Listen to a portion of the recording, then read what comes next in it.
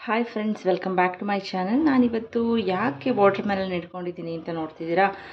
ಇವಾಗ ಆಲ್ರೆಡಿ ನಿಮಗೆಲ್ಲರಿಗೂ ಗೊತ್ತೇ ಇದೆ, ಇವಾಗ ವಾಟರ್ ಮೆಲನ್ಗೆ ಇಂಜೆಕ್ಟ್ ಮಾಡ್ತಾ ಇದ್ದಾರೆ ಅಂತ ಎಲ್ಲ ಹೇಳ್ತಾ ಇದ್ದಾರೆ. ಈ ಕೆಮಿಕಲ್ಸ್ನ ನೋಡಿ, ಇದು ರೆಡ್ಡಾಗಿ ಹೇಗೆ ಕಾಣಿಸ್ತಾ ಇದೆ ಅಂತ ಹೇಳಿ ನನಗೂ ಅದಕ್ಕೆ ಅದನ್ನು ಟೆಸ್ಟ್ ಮಾಡೋಣ ಅಂತ ಹೇಳಿ ನೋಡಿ ಒಂದು ಕಾಟನ್ ಬಾಲ್ನ ತೊಗೊಂಡಿದ್ದೀನಿ. ಜಸ್ಟ್ ಅದ್ರ ಮೇಲೆ ಜಸ್ಟ್ ಹೀಗೆ ನಿಧಾನಕ್ಕೆ ಪ್ರೆಸ್ ಮಾಡ್ಕೊಂಡು ಹೋಗಿ,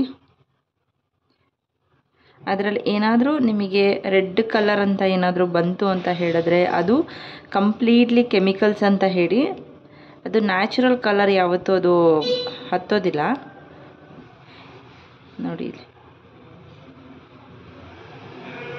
ನಿಮಗದು ಕಾಣಿಸ್ತಾ ಇದೆಯೋ ಇಲ್ವೋ ಗೊತ್ತಿಲ್ಲ. ನೋಡಿ, ಜಸ್ಟ್ ಈ ಥರ ಮಾಡಿ, ನೋಡಿ ಈ ಥರ ಪ್ರೆಸ್ ಮಾಡಿಬಿಟ್ಟು ಒಂದು ಸತಿ ಕಾಟನ್ನ ಹೀಗೆ ನೋಡಿ ಇಲ್ಲಿ ಕಲರ್ ನೋಡಿ, ಅಲ್ಲಿ ಸ್ವಲ್ಪ ಲೈಟಾಗಿ ಕಾಣಿಸ್ತಿದೆ ನೋಡಿ. ಎಷ್ಟು ಕಲರ್ ಹಾಕಿರ್ತಾರೆ ಅಂದರೆ ಗೊತ್ತಿಲ್ಲ. ಈಗಿನ ಇದರಲ್ಲಂತೂ ನಾವು ಫ್ರೂಟ್ಸ್ ತಿನ್ನಬೇಕು, ವೆಜಿಟೇಬಲ್ಸ್ ತಿನ್ನಬೇಕು ಅಂತ ಹೇಳ್ತೀವಿ. ನಮ್ಮ ಬಾಡಿ ಹೋದಾಗ ಎಷ್ಟು ಹೆಲ್ತ್ ಅಪ್ಸೆಟ್ ಆಗುತ್ತೆ, ಹೆಲ್ತ್ ಕಂಡೀಷನ್. ಹೆಲ್ತಿಗೋಸ್ಕರ ಎಷ್ಟೆಲ್ಲ ನಾವು ಮಾಡ್ತೀವಿ. ಅದನ್ನು ತಿನ್ನಬೇಕು, ಇದನ್ನು ತಿನ್ನಬೇಕು, ಪ್ರೋಟೀನ್ಸು, ವಿಟಮಿನ್ಸು, ಫ್ರೂಟ್ಸು, ವೆಜಿಟೇಬಲ್ಸ್ ಅಂತ ಹೇಳಿ. ವೆಜಿಟೇಬಲ್ಸ್ಗೆ, ಫ್ರೂಟ್ಸ್ಗೆ ಈ ಥರ ಕೆಮಿಕಲ್ಸ್ ಹಾಕಿದರೆ ಹೇಗೆ? ಅದು ಇನ್ಸೈಡ್ ಇಂಜೆಕ್ಟ್ ಮಾಡಿದರೆ, ಹೊರಗಡೆ ಏನಾದ್ರು ಪೆಸ್ಟಿಸೈಡ್ಸ್ ಹಾಕಿದರೆ ಉಪ್ಪಲ್ಲಿ ನೀರಲ್ಲಿ ಹಾಕಿ ನೆನೆ ಹಾಕಿ ಒಂದು ಅರ್ಧ ಗಂಟೆ ಬಿಟ್ಟು ತೊಳಿಬೋದು. ಈ ಥರ ಒಳಗಡೆನೇ ಇಂಜೆಕ್ಟ್ ಮಾಡಿಬಿಟ್ರೆ ಈ ಥರ ಕಲರ್ ಬರಲಿ ಅಂತ ಹೇಳಿಬಿಟ್ಟು ದುಡ್ಡಿನ ಆಸೆಗೋಸ್ಕರ ನೋಡಿ ಯಾವ ಥರ ಎಲ್ಲ ಮಾಡ್ತಾರೆ. ನೋಡಿ ಎಷ್ಟು ಕಲರ್ ಬರ್ತಾಯಿದೆ ಹಾಕ್ದಂಗೆ. ಇವಾಗ ನಮಗೆ ಇದನ್ನು ಎಸೆಯೋಕ್ಕೂ ಮನಸ್ಸು ಬರಲ್ಲ. ಏಕೆಂದರೆ ಪಾಪ ಕಷ್ಟಪಟ್ಟು ದುಡ್ದಿರ್ತೀವಿ, ಆ ದುಡ್ಡಿರೋ ಅಮೌಂಟಲ್ಲಿ ತಂದಿರ್ತೀವಿ. ಹಾಗಂತ ಇವಾಗ ನಮಗೆ ತಿನ್ನೋದಕ್ಕೂ ಆಗಲ್ಲ. ಈಗ ಆ ಥರ ಸಿಚುಯೇಷನಲ್ಲಿ ಏನು ಮಾಡಬೇಕು ಅಂದರೆ, ಇದನ್ನು ಕಟ್ ಮಾಡಿ 5-6 ಸತಿ ಚೆನ್ನಾಗಿ ನೀರಲ್ಲಿ ವಾಶ್ ಮಾಡಿ. 5-6 ಸರಿ ಚೆನ್ನಾಗಿ ವಾಶ್ ಮಾಡಿ ನಾನು ನಿಮಗೆ ತೋರಿಸ್ತೀನಿ ಯಾವ ಥರ ಕಲರ್ ಬಿಡುತ್ತಾ ಏನೋ ಅಂತ. ನೋಡಿ, ಇವಾಗ ಇದಿದೆ ಕಲರ್ನ, ಇದನ್ನು ಎಸೆಯಲ್ಲ, ಇದನ್ನು ತೋರಿಸ್ತೀನಿ. ಅದಕ್ಕೂ ಯಾವ ಥರ ಡಿಫ್ರೆನ್ಸ್ ಬರುತ್ತೆ. 5-6 ಸರಿ ತೊಳೆದು ನಾನು ನಿಮಗೆ ತೋರಿಸ್ತೀನಿ ಯಾವ ಥರ ಬರುತ್ತೆ ಅಂತ ಹೇಳಿ. ನಾನಿವಾಗ ಅದಕ್ಕೆ ಒಂದು ಚಿಕ್ಕ ಪೀಸ್ನ ಕಟ್ ಮಾಡಿಕೊಂಡು ನಾನು ಅದನ್ನು ಮಾಡ್ತೀನಿ. ನೋಡಿ, ಆಲ್ರೆಡಿ ಕಟ್ ಮಾಡಿ ಇಟ್ಕೊಂಡಿದ್ದೀನಿ. ಈಗ ನನ್ನ ಮಗಳಿಗೂ ಸ್ಕೂಲಿಗೆ ಫ್ರೂಟ್ಸ್ ಹಾಕ್ಕೊಡಿ ಅಂತ ಹೇಳಿದ್ದಾರೆ. ಅದು ವಾಟರ್ ಮೆಲನ್, ಇವತ್ತು ಗ್ರೀನ್ ಡೇ. ವಾಟರ್ ಮೆಲನ್ ಹಾಕ್ಕೊಡಿ, ಗ್ರೀನ್ ಡ್ರೆಸ್ ಹಾಕಳಿಸಿ ಅಂತ ಹೇಳಿದ್ದಾರೆ. ಈ ಥರ ಹೇಗೆ ಕೊಡೋದು ನಾವು ವಾಟರ್ ಮೆಲನ್ ಅಲ್ವಾ, ಅದಕ್ಕೆ ಕಟ್ ಮಾಡಿ ಇಟ್ಕೊಂಡಿದ್ದೀನಿ. ನೋಡೋಣ, ಚೆನ್ನಾಗಿ ಫಸ್ಟ್ ನೀರಲ್ಲಿ ವಾಶ್ ಮಾಡ್ತೀನಿ. ನೋಡೋಣ, ಇದರಲ್ಲಿ ಇಡ್ಸಲ್ಲ ಅಂದ್ಬಿಟ್ಟು ಮತ್ತೆ ಒಂದು ಸ್ವಲ್ಪ ಅದರಲ್ಲಿ ಕಟ್ ಮಾಡಿ ತೆಗ್ದಿದ್ದೀನಿ. ಮುಂದೆನೇ ಈಗ ವಾಶ್ ಮಾಡಿ ನೀಟಾಗಿ ನೋಡೋಣ ಯಾವ ಥರ ಕಲರ್ ಬಿಡುತ್ತಾ ಇಲ್ಲ ಏನು ಸರಿ ಹೋಗುತ್ತಾ ಅಂತ ಹೇಳಿ.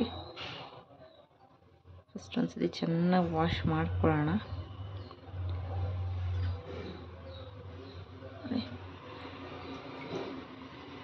ಇನ್ನೊಂದು ಸತಿ ನೀರು ತಗೋತೀನಿ.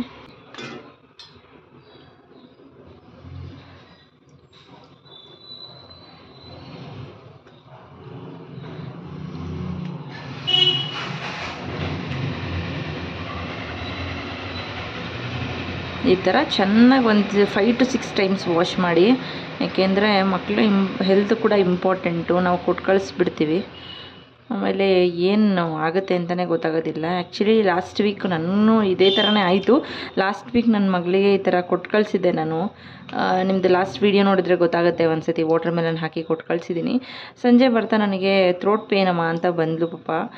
ಆಮೇಲೆ ಜ್ವರನೇ ಬಂತು. ಸ್ಕೂಲಿಗೂ ಕಳಿಸ್ಲಿಲ್ಲ ನಾನು. ಒನ್ ಡೇ ಸ್ಯಾಟರ್ಡೇ ಲೀವ್ ಹಾಕಿಸ್ಬಿಟ್ಟು ಮೊನ್ನೆ ರೆಸ್ಟ್ ಮಾಡಿಸಿದ್ದೀನಿ. ಹಾಗಾಗಿ ಈ ಸತಿ ಕೊಟ್ಟು ಕಳಿಸ್ಬೇಕಾದ್ರು ಅದಕ್ಕೆ ತರಿಸೇ ಇರಲಿಲ್ಲ ನಾನು. ಈ ಸತಿ ಮತ್ತೆ ಕೊಟ್ಟು ಕಳಿಸ್ಬೇಕಾದ್ರೆ ಅದು ಆಗಬಾರ್ದು ಅಂದ್ಬಿಟ್ಟು ಕೊಟ್ಟು ಕಳಿಸ್ಲೇಬೇಕು, ಸ್ಕೂಲಲ್ಲಿ ಹೇಳಿದ್ದಾರೆ. ಹಾಗಾಗಿ ಫಸ್ಟು ಈ ಥರ ಎಲ್ಲ ನಾವು ಪ್ರಿಕಾಷನ್ಸ್ ತಗೊಂಡೇ ಕೊಟ್ಟು ಕಳಿಸ್ಬಿಡೋಣ ಅಲ್ವಾ. ನಾನು ಇನ್ನೂ ಮತ್ತೆ 2 ಸತಿ ತೊಳ್ತೀನಿ, ಇನ್ನೊಂದು 4 ಸತಿ ತೊಳ್ಕೊಂಡು ಮತ್ತೆ ತೋರಿಸ್ತೀನಿ. ನೋಡಿ, ಮತ್ತೆ ಇನ್ನೊಂದು 4 ಟೈಮ್ಸ್ ಚೆನ್ನಾಗಿ ತೊಳೆದಿದ್ದೆ. ಈಗ ನೋಡಿ, ಮತ್ತೆ ಬೇರೆ ಕಾಟನ್ ಬಾಲ್ ತೊಗೊಂಡಿದ್ದೀನಿ. ಇದು ಕೂಡ ಇಲ್ಲೇ ಇದೆ. ಯಾವ ಥರ ಇರುತ್ತೆ ನೋಡೋಣ. ಈಗ ಮತ್ತೆ ಸೇಮ್ ಅದೇ ಥರ ಟೆಸ್ಟ್ ಮಾಡಿ ಜಸ್ಟ್ ಪ್ರೆಸ್ ಮಾಡಿ, ಎಲ್ಲ ಕಡೆ ಪ್ರೆಸ್ ಮಾಡಿಬಿಟ್ಟು ಒಂದು ಸತಿ ನೋಡೋಣ. ಆದರೂ ಇದೆ, ನೋಡೋಣ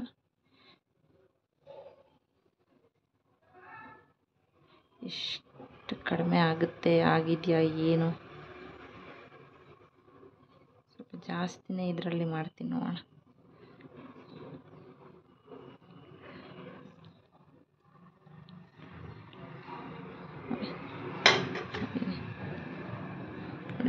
ಅಷ್ಟು ವಾಶ್ ಮಾಡಿದ್ರೂ ಕೂಡ ಇನ್ನೂ ಕೆಮಿಕಲ್ ಬರ್ತಾ ಇದೆ. ಅದಕ್ಕೆ ಇದಕ್ಕೆ ಒಂದು ಸ್ವಲ್ಪ ಹೋಲಿಸ್ಕೊಂಡ್ರೆ ಸ್ವಲ್ಪ ಪ್ರಮಾಣದಲ್ಲಿ ಕಡಿಮೆ ಆಗಿದೆ ನೋಡಿ. ಇಲ್ಲಿಗೂ ನೋಡಿದ್ರೆ ನನಗೆ ಗೊತ್ತಿಲ್ಲ ನಿಮಗೆ ಅದು ಗೊತ್ತಾಗ್ತಿದೆಯಾ ಅಂತ ಹೇಳಿ. ಇದು ಫಸ್ಟ್ ನಾನು ಕಟ್ ಮಾಡಿದಾಗ ತೆಗ್ದಿದ್ದು.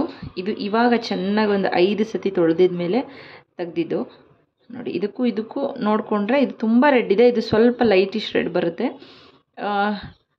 ಇದನ್ನು ಕಂಪೇರ್ ಮಾಡಿಕೊಂಡ್ರೆ ಇದು ಓಕೆ ಅಂತ ಅನಿಸ್ತು. ಬಟ್ ಇನ್ನೂ ಒಂದು 2-3 ಸತಿ ತೊಳೆದು ಬೇಕಾದ್ರೆ ಆಮೇಲೆ ಇನ್ನೊಂದು ಸತಿ ಬೇಕಾದರೆ ನೀವು ಟೆಸ್ಟ್ ಮಾಡಿ ಅದನ್ನು ನೀವು ಕೊಡ್ಬೋದು. ಬಟ್ ಆದರೆ ತುಂಬ ಕೇರ್ಫುಲ್ಲಾಗಿರಿ. ನಾವು ಎಷ್ಟು ಹೈಜೀನ್ ಆಗಿದ್ರೂ ಕೂಡ ಈಗ ಸಾಲೋದಿಲ್ಲ. ನಾವು ಯಾವ ಥರನೇ ಇದ್ರೂ ಕೂಡ ಮಕ್ಕಳಿಗೆ ಕೊಡಬೇಕಾದ್ರೆ, ಮಕ್ಕಳಿಗೆ ಅಂತಲ್ಲ ಆ್ಯಕ್ಚುಲಿ ಎಲ್ಲರ ಹೆಲ್ತ್ ಕೂಡ ಇಂಪಾರ್ಟೆಂಟೇ. ಬಟ್ ಮಕ್ಕಳಿಗೆ ತಡ್ಕೊಳ್ಳೋ ಶಕ್ತಿ ಇರೋದಿಲ್ಲ, ಇಮ್ಯುನಿಟಿ ಪವರ್ ಕಡಿಮೆ ಇರುತ್ತೆ. ಹಾಗಾಗಿ ಅವರಿಗೆ ಬೇಗ ಡಿಸೀಸಸ್ ಇರ್ಬೋದು ಮತ್ತು ಹೆಲ್ತ್ ಇಶ್ಯೂಸ್ ಕ್ಯಾಚ್ ಆಗುತ್ತೆ.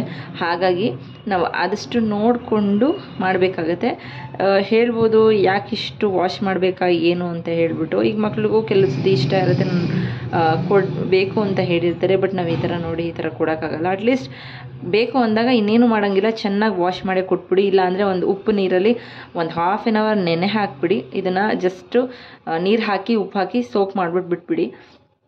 ಆವಾಗಾದರೂ ಸ್ವಲ್ಪ ಪ್ರಮಾಣದಲ್ಲಿ ಕಡಿಮೆ ಆಗ್ಬೋದು. ಈಗ ನಾನು ಮಾಡಿದ್ರಲ್ಲಿ ಸ್ವಲ್ಪ ಪ್ರಮಾಣ ಕಡಿಮೆ ಆಗಿದೆ. ಆಲ್ಮೋಸ್ಟ್ ಒಂದು 70% ಅದಕ್ಕೂ ಇದಕ್ಕೂ ಡಿಫ್ರೆನ್ಸ್ ಇದೆ ನೋಡ್ಬೋದು. ಇನ್ನೊಂದು ಸತಿ 2-3 ಸತಿ ವಾಶ್ ಮಾಡಿ ಉಪ್ಪು ನೀರಲ್ಲಿ ನೆನೆ ಹಾಕಿ ಚೆನ್ನಾಗಿ ಆಮೇಲೆ ಕೊಡಿ. ಹಾಗಾಗಿ ನಾನು ಈ ವಿಡಿಯೋ ಮಾಡಿದೆ. ಯಾಕೆ ಅಂದರೆ ತುಂಬ ಜನಕ್ಕೆ ಗೊತ್ತಿರುತ್ತೆ ಈ ಥರ ಟೆಸ್ಟ್ ಮಾಡೋದಿರ್ಬೋದು. ಬಟ್ ಆದರೆ ಅದನ್ನು ತೆಗ್ದು ನಾವು ಲಾಸ್ಟ್ ಟೈಮು ಆ ಥರ ಅವಳಿಗೆ ಹುಷಾರಿಲ್ದಿದ್ದಾಗ ತೆಗ್ದು ಎಸ್ಬಿಟ್ವಿ. ಬಟ್ ಇವಾಗ ಏನೂ ಮಾಡೋಂಗಿಲ್ಲ, ಎಲ್ಲ ಹಣ್ಣಲ್ಲೂ ಕೂಡ ಅದೇ ಥರ ಆಗ್ತಿದೆ.